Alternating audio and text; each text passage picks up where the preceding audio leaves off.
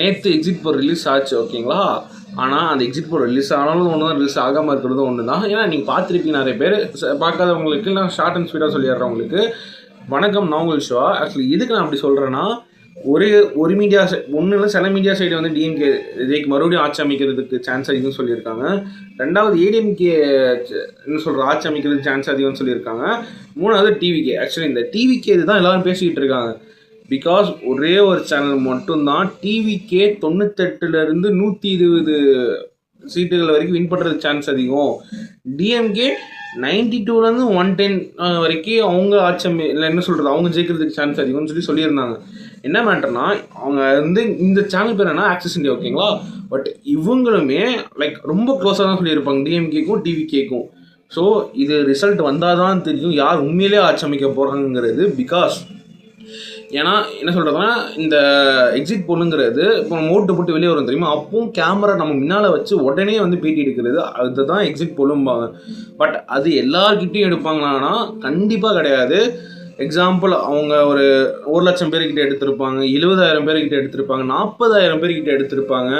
அப்படிங்கிற நம்ம எத்தனை கோடி பேர் தமிழ்நாட்டில் இருக்கோம்? 8 கோடி பேர். 8 கோடி பேரில் 1,00,000, 40,000, 70,000ங்கிறது லைக் ரொம்ப கம்மியான நம்பர். ஆனால் அது எப்படி கால்குலேட் பண்ணி சொல்லுவாங்கன்னா, அந்த 1,00,000த்துலையுமே அதிகமாக யாரும் அங்கே ஓட்டு போட்டிருக்கா அவங்களுக்கு அப்படிங்கிற அந்த ஒரு கணக்கில் வச்சு தான் சில பேர் வந்து ரிசல்ட்ஸுங்கிறது எக்ஸிட் போல ரிலீஸ் பண்ணுவாங்க.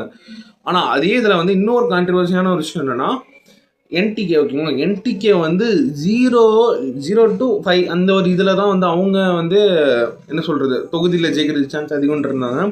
சில இதில் என்டிகே வந்து மற்ற கட்சின்னு சொல்லி போட்டிருக்காங்க ஓகேங்களா. அதே மாதிரி இது தப்பாக கரெக்டாக உண்மையிலே தப்பு. ஏன்னா லைக் என்டிகேங்கிறது வந்து ஒரு இது வரைக்கும் 8% கிட்ட அவங்க எடுத்து வச்சிருந்தோம் அங்கீகாரப்பட்ட கட்சி அது.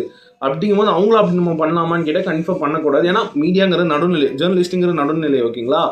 அதில் இவங்களுக்கு தான் சப்போர்ட் பண்ணணும், இவங்களுக்கு தான் சப்போர்ட் பண்ணணும், இவங்களுக்கு தான் சப்போர்ட் பண்ணுறது கிடையாது.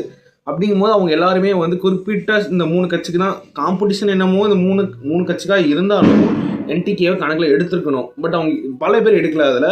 ஸோ அது ஒரு பெரிய பிரச்சனையாக இருக்குது. பட் என்டிகே தரப்பில் இருந்து இன்னும் வெளியே வரல இந்த நியூஸ். இது லைக் இப்போ நான் வீடியோ அப்லோட் ஆனதுக்கப்புறம் இல்லை இந்த கொஞ்சம் சில மணி நேரங்களில் வெளியே வர்றதுக்கு சான்ஸ் அதிகம்.